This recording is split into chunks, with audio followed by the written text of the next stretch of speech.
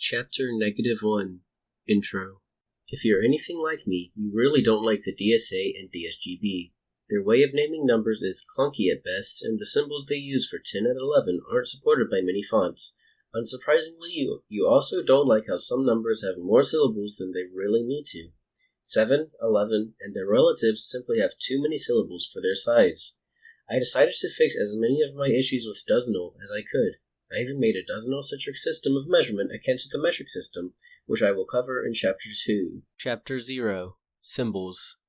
Before I say anything else, I want you to assume all numbers in this video are written using Dozenal. If I'm writing a number in decimal, I will add in parentheses DEC after it. With that out of the way, I can actually start this video. Obviously, 0 to 9 already have digits.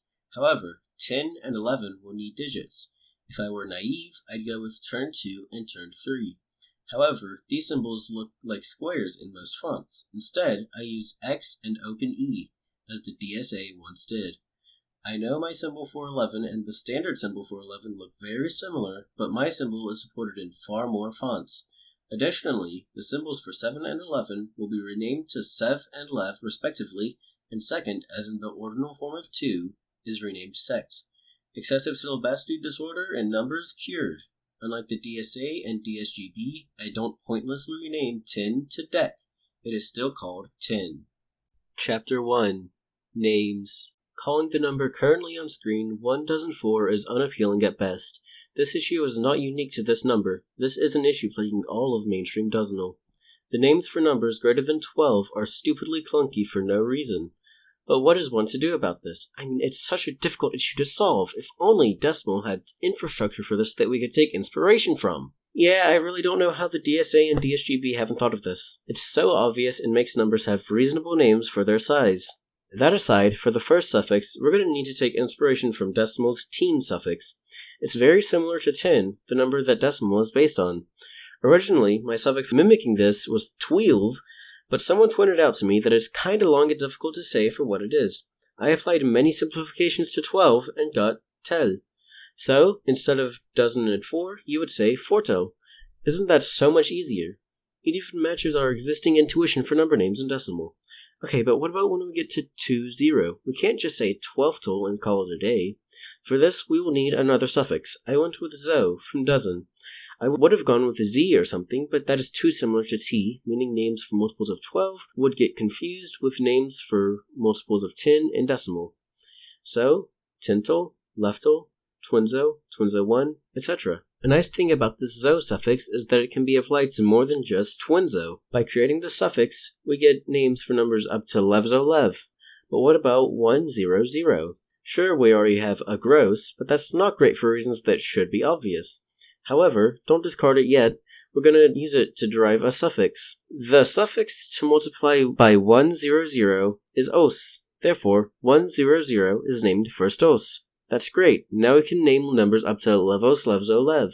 But what about 1000? Well, great gross is a commonly accepted name, which is too clunky for me. Thus, I will derive a suffix from it.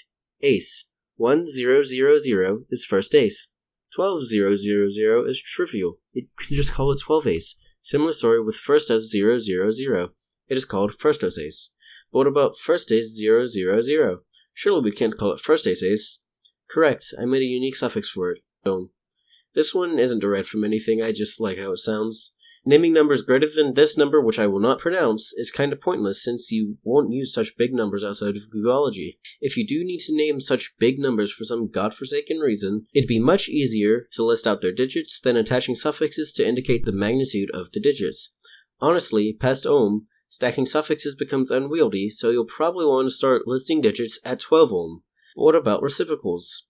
Well, it's really simple. Just attach the prefix a to the parts you want in the denominator. This allows you to name not only reciprocals of integers, but also any rational number. Chapter 2 Measurements and per gross. So you know how the metric system was created to make calculations easier in Decimal? Well, I took that idea and did it in Dozenal. However, I made them a better size for everyday measurements. You don't need 1,000 weight units for everyday measurements. On screen is a table of the units, what they measure, and their equivalent in metric and US customary. Note the footnotes. Also, I should mention, all of these use a linear scale. Don't let one audience being equal to femtodecibels fool you. Speaking of audience, I should mention that 0 audience is the same as 0 decibels, aka complete silence. However, because decibels are logarithmic while audience are linear, Frostos decibels, which is completely ear-shattering, is not equal to Frostos audience. Correct me if I'm wrong, but I believe this allows you to derive any unit you would need. But what about that per gross thing I mentioned in the chapter title?